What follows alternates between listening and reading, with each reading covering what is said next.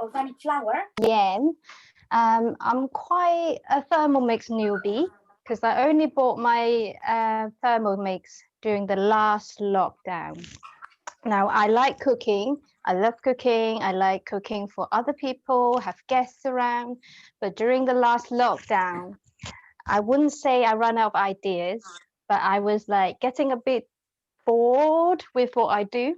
So I bought the Thermomix. Before I bought it, I've seen it. I've seen it in my friends' places. I've seen it in action. I've used it, but it took me some time to think because I love gadgets, and you know I have a lot of gadgets.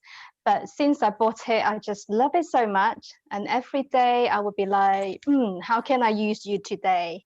So not long after that, I've decided to become an advisor and share my passion, you know, with my friends, with all those who are interested. And thank you for here. This is my first time, so this is a bit scary, but I'll try my best.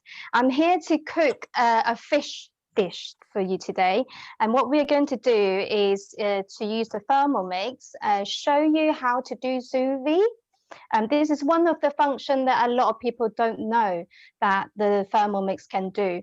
So let's get started. It's Masala Hake. Hake is the kind of white fish. Now, what I couldn't get any hake, so I got this is cod. You can also use haddock, pollock, and other white fish. I recommend you to get a fillet that's a bit thicker, because I tried it before with a really thin one and it comes out okay, but you know, you tend to put too much paste on it and it gets quite salty, quite strong. It's okay if you like strong food, but I'm like, oh, it's a bit too much.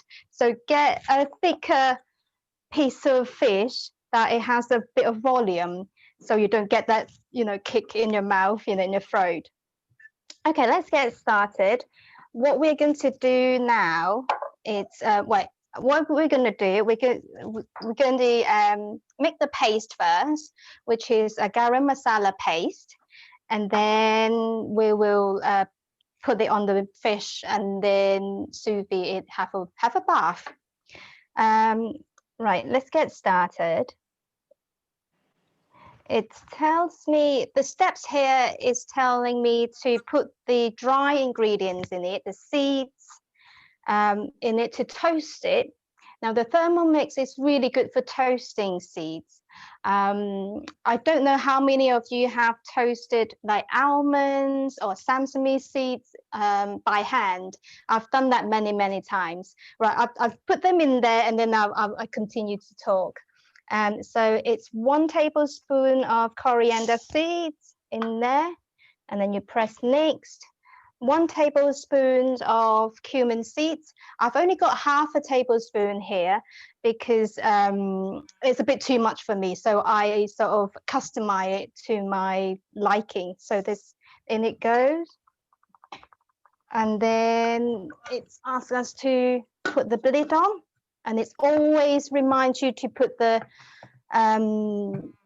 this is what it's called, measuring cup. Measuring cup on it. Okay, and then these little robotic arms will lock the lid for us, and then it's 5 minutes. I actually have toasted them already, but I'm just want to show you how it's done. So it's on 5 minutes, 120 degree, and it asked me to turn the knob onto the little spoon dive, you know, the picture. So what it does is it stir rather than cut.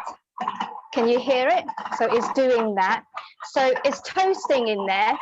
I was saying, I don't know how many of you have done toasting seeds and almonds by hand, whether in the oven or on a frying pan. I've done many times, and I have quite a few accidents because I would look at the seeds or almonds or other nuts and I thought, okay, I want a bit of colorings on them. So I just leave them on for maybe another minute or so So I go away, turn around, come back, and they're burnt. So that's my accident. But doing it in the Thermomix is quite good because it's stirring it for you, and it has a really good temperature control, so you don't have to worry about burning it. So like I said before, I have already toasted them, so I'm going to stop it there and go on to the next step. And it's telling me to, with the lid still in place, it's going to grind it. So I'm just showing you, I don't know if I can show you because it's quite far. So this is the before. Yes, we can see. I need strong arms. Right, putting it on top, and next it's going to grind it for 1 minute at speed 10.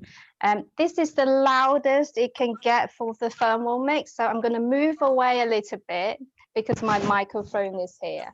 So it's the 1 minute, so turn it all the way. It's not too bad, is it? Can you still hear me? It's actually not too bad. Yes. It's not too bad, isn't it? I quite like the sound because it sounds like it's going to take off. Usually when we are in the Zoom, all the sounds get even louder. But actually, it's very, very good because it's not that loud, and you have also the microphone. Yeah, with the microphone, it's only taking up my sound, my voice. So I've got to be careful what I'm saying. I love your apron, by the way. Sorry? I love your apron. Thank you. My friend in Australia got it for me. Oh, very, very. It's nice to have friends like all over the place. So 10 seconds.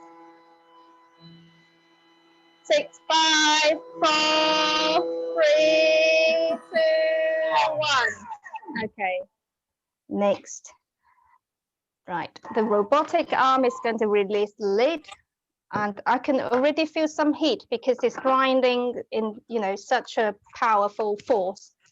So it's not completely grounded because the seeds of the coriander is quite tough. The shell is quite tough, but it's leave it in there for a little bit of a bite.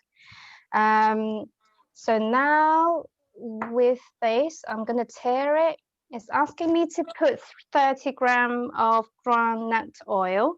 You can use any oil you like, but it's important to know why they ask you to use a certain ingredients. For this, they're asking us to use groundnut oil because it's gifted that nutty flavor. I haven't got any nut oil at home. The only nut oil I have is the argan oil that I put on my face, which I don't want to use. So what I have is a red palm fruit and rapeseed oil. It gives it a lovely color. It's quite red. I don't know if you can see it. It's almost like chili oil. So I'm going to put 30 grams in there. 30 grams, 20, oops, okay, 31 gram.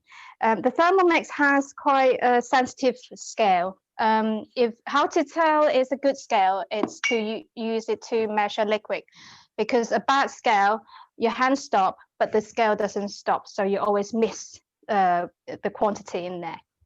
So press the lid next. I am so sorry. I left my tomato puree, which I'm going to get quickly. I'm sorry. Keep talking. It's quicker than Waitrose. Yes, but also quicker than Waitrose. Yes, quicker than Waitrose. Okay, so tomato puree, 60 grams. Let's do this. If you don't have a lot of ingredients in it, make sure you put like paste and other things, trying to avoid the middle, how do I say, the middle of the blade. Try to put it around the blade so that it gets mixed up quite, nicely. So I'm nearly there. 55, sorry ladies, guys, right, 60. Great. What's next? The 10-gram fresh ginger, root ginger, it gives it a lovely kick, you know, the heat in it. So in it goes. Fresh coriander, 10 grams, I'm going to use 5. So it's one, you know, bit great that you make your own sauce because you can adapt and customize it to your own taste. Ask for red chili, I'm going to skip that. Otherwise, my son will kill me. And this is the important ingredients, which is the garam masala. You can buy it in a jar or in a small bag, but you can definitely make it in a Thermomix. There is a recipe for that. 3 tablespoons. Paprika. I'm using sweet smoked paprika. There you go. And almonds, ground almonds. I didn't have any and I didn't want to buy. So I toasted some almonds and grinded some earlier. So this is what it looks like. I sprinkled some on the carpet. Doesn't matter. And it's actually, it's better flavor when you just grind it. Because when sometimes I bought the ground almond, they are in the packets for how long, and the flavor, they don't even smell. And when you just ground in your Thermomix, it's so nice and fresh. It's actually makes a difference to your meals, you know? Yes, yes, definitely. So, because sometimes you think you buy it fresh, but you don't know how long it's been on the shelf. Exactly. So it's nicer to use fresh stuff. If you use like fresh almonds, it's the same thing. You may not know how long it's been on the shelf, but then once it's grinded, the freshness will go away quickly.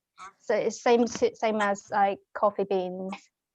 So it's blisting it for 3 seconds, like everyone, on 8. This is how quick this is.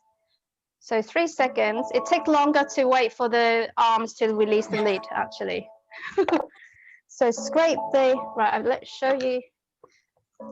So it's mixed that already. And it'll ask me to do the same again. So just push the side down. It smells lovely. The lid again. Next, make sure that I've always missed it. Make sure the measuring cup's on it. Next, and now it's 15 seconds for a good mix, good grinding. I'll put this away.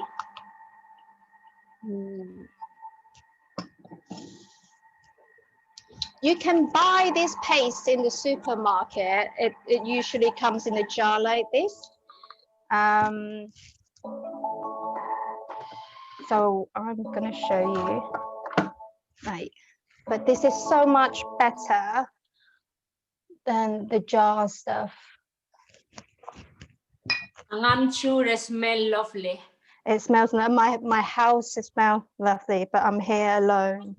I can run the takeaway right now. I'm up for this. Please send me one.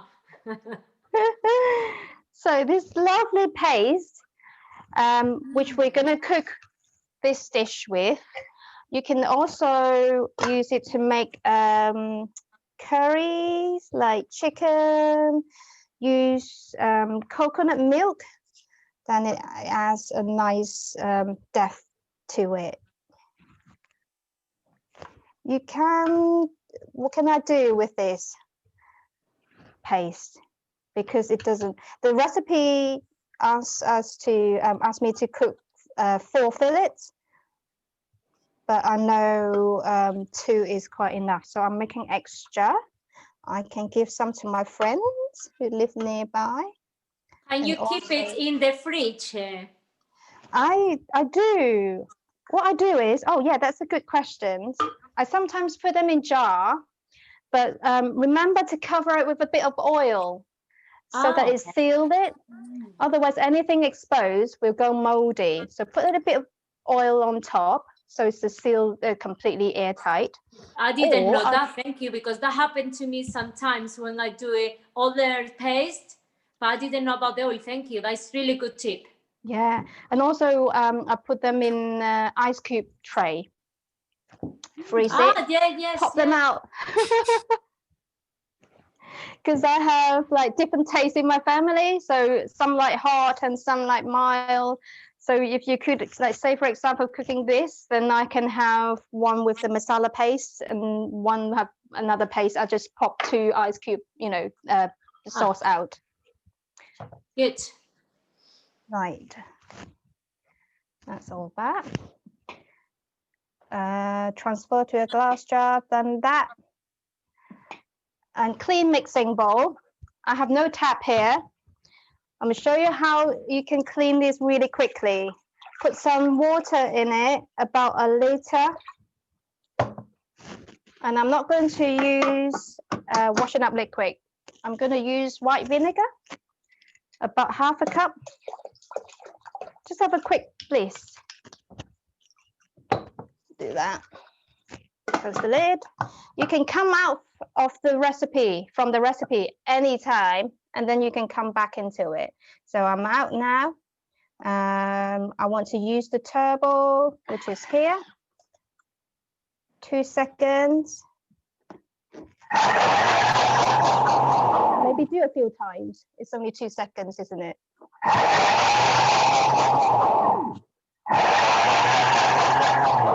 Okay, 3 times. Let's have a look.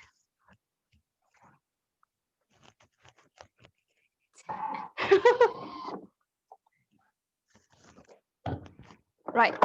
Do you remember what the sides are like? The side of the bowl is quite clean now. I'm going to empty out the water carefully so I don't spill it onto my lovely beige carpet. Oh no, be careful. It always happens, something, red wine, chocolate, Coffee. I coffee. have Yeah, done coffee. that. Look how clean this is. 3, altogether, what, 6 seconds? I'm going to use my clean cloth. This is clean, okay? I washed it. Don't worry.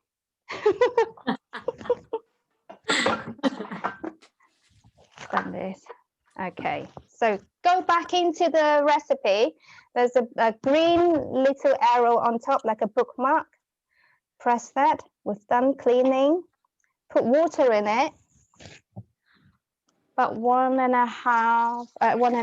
What am I saying? 1.8 liter.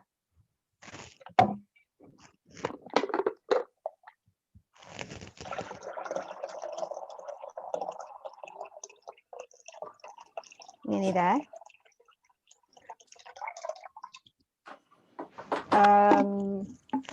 Not quite, but I think that's fine. Next. Now this is one of the automatic function that comes with the TM6. It's the kettle function, and you can adjust the temperature, how hot you want the water to be. This is preset, so at 55 degrees. While it's doing that, it says spread one side of the fillet with a thin layer of the paste we just made. So we're going to do that. Can you see it? Maybe not. Yes. I'm going to have my little... Yes, we can see it perfect.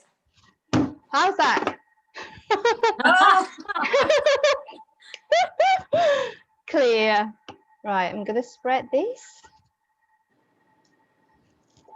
Just a little bit goes a long way. Just do that.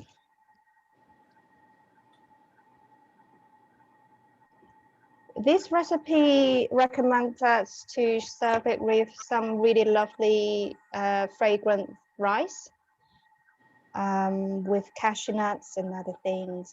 But I quite like it because it's quite a strong flavor.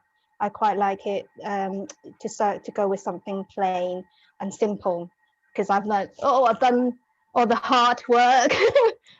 Not too hard, but I've got some steamed potatoes, and they go lovely with them. And you can steam vegetables at the same time, and then it's a really lovely, healthy, complete meal. So there you go. I've done that, and let's see what they tell us to do. Then place each in a Ziploc bag and seal. There's a tip. To do sous vide, which is a vacuum water bath method, if you have one of these lovely vacuum machine, you know what I'm talking about. So it uses these vacuum bags that it helps to suck out all the air and then seal it at the same time. If you don't have that, don't worry, you can still achieve the same result. What you need is some good quality Ziploc bag, and most importantly, my son saw me and he said, is this a fish tank? I said, no, this is not a fish tank. This is my low-tech food vacuum machine. So what I'm going to do is I'm going to carefully place the fish fillet into my Ziploc bag, fold over the top a little bit because you don't want the sauce to get onto the zip, and then it doesn't get that seal. So carefully place the fish into the bag. Can you see it? I'm all behind now. Right, okay, like so. Turn it back up. Zip it. Leave about 2 centimeters at the end here, so the air can come out. Can you see what I'm doing? Okay, gently push. Yes, we can see. Wow. Yeah, gently push the fish down and squeeze out all the airs around the fish. Don't drown it though. Hold on to the top and then seal the last bit. And there you go. This is a low-tech food vacuuming machine. This is actually my bread box. So let's do the other one, because it's always do things in pairs. Okay. Amazing. In it go. I use fresh fish today, but sometimes I use frozen. Now, some people don't like frozen fish because they said there's some like a really strong fishy taste because it's not the same as fresh. One of the tips is you can soak the fish in milk for about 10 minutes, and then it will take away the fishy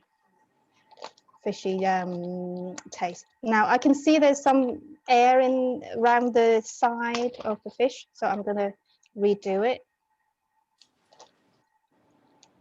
If you use a food vacuum machine, you can't do this because then you have to cut open the bag and do it all over again. But with a Ziploc bag, you can always just open the zip and do it. There you go, in there. So two fishes done. And move my machine away and this away.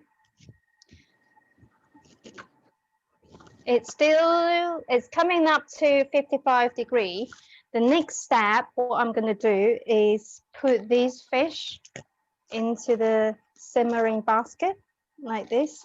Make sure there's room for water to go around the sides. Like so. So a advantage to cook with this method is that the water is surrounding your fish like 300 degrees, so it has a consistent cookedness around it. If you fry fish, you often like fry this, you time yourself like 1 minute on this side and flip over on the other side, and quite often you might not get unified like cookedness on the fish. But with a water, it's going to have a nice bath now. It will achieve that throughout. Jen, I have a question. Are you doing in the simmering basket because the recipe is asking you, or as a tip, if in the case you don't have the place cover, you can use the simmering basket? Yes, yes. If you're cooking more, because you can see this is two fillets. If you're cooking more, there's only only one accessories you might want to get is the blade cover. What it is, it sits on top of the blade. It stops the blade from cutting whatever is in the bowl. So it gives the bowl that bit, more space for more food in it. Who doesn't want more food? Yeah, the one Helma has. Yes, yes. Okay. Yep. So the next step is place. Well, I've already done that because I want to save time. So place the basket into the mixing bowl. Make sure it's in place properly. Pop the fish in there. So it's not. It's I can put my hands in it. Yep, and then I'll put the lid on.